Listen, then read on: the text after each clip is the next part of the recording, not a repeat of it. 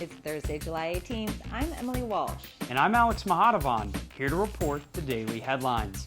An expert tells Sarasota County movers and shakers to just do it and act on a solution to end homelessness. Nationally renowned homelessness expert Dr. Robert Marvitt spoke to a room packed with Sarasota County's business and political leaders at Venetian Golf and River Club this morning. I spoke with Dr. Marvitt after the presentation to get a summary of the strength Sarasota County has in combating this problem and where to begin. You mentioned like the three main things that stick out that Sarasota needs to go after, the next step. You talked about that. Can you just go into that right now? First is the agencies are so good internally. Now they need to be good externally. These agencies need to work together and you need to create one system. Not a bunch of one-off agency relationships. It needs to be one integrated system. And the fact that you have such good, high-quality agencies is a really good start. But they have to integrate, truly integrate, not meet once a month, but integrate. Yeah. Number two is there needs to be some emergency shelters set up, as fast as you can for family and children. They do not need to be big, they do not need to be large, but you need to get started. And you probably need one up and around the Sarasota area and one somewhere in the sort of south or east side of the county for literally an emergency intake portal for families with children. Because right now we have people literally tonight that will be behind Walmart, the big box places, with single moms and their kids in the car. That is just horrific. And if that's going to be how we're going to be a society, that's how we will be measured. So we really need to help take care of those women and children, the families right now. And we can do that real quickly.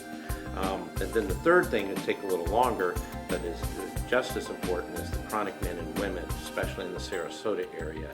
You need to have an intake portal, you need to have a transformational services area, places where you get the help, and the sleeping, and those three need to be put together in the same place. And if you don't put them in the same place, you actually increase street homeless because people will be walking between the places. You need to right now you're very scattered. You need to integrate into one place.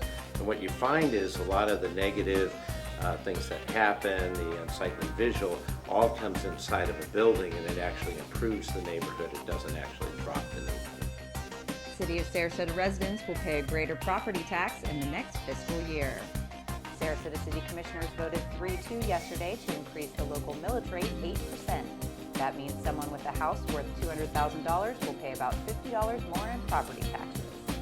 Commissioner Suzanne Atwell said the city has few options and the rate increase represents a balanced approach. The Sarasota Police Department is satisfied with the red light cameras throughout the city.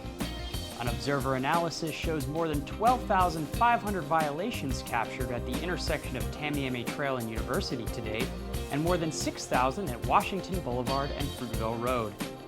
Officer John Lake said when residents pay more attention to red lights in the city, the number of accidents falls, and the cameras have done their job. Nonprofit theater company Play-Doh may soon have a permanent home. President and Artistic Director Kyle Turoff has identified a location near Tuttle Avenue and 12th Street called Grand Slam Plaza as a potential spot. But the theater company needs to raise about $70,000 before it can begin making any timelines for a move, Turoff said. Jaeger Tavern and Grill, which resides in the plaza, will host a musical fundraiser for the group August 5th. Well, that's all for today's daily headlines. For more community and breaking news, go online to yourobserver.com daily. And pick up a copy of the Longboat and East County Observer Wednesday and the Sarasota Observer and Pelican Press Thursday.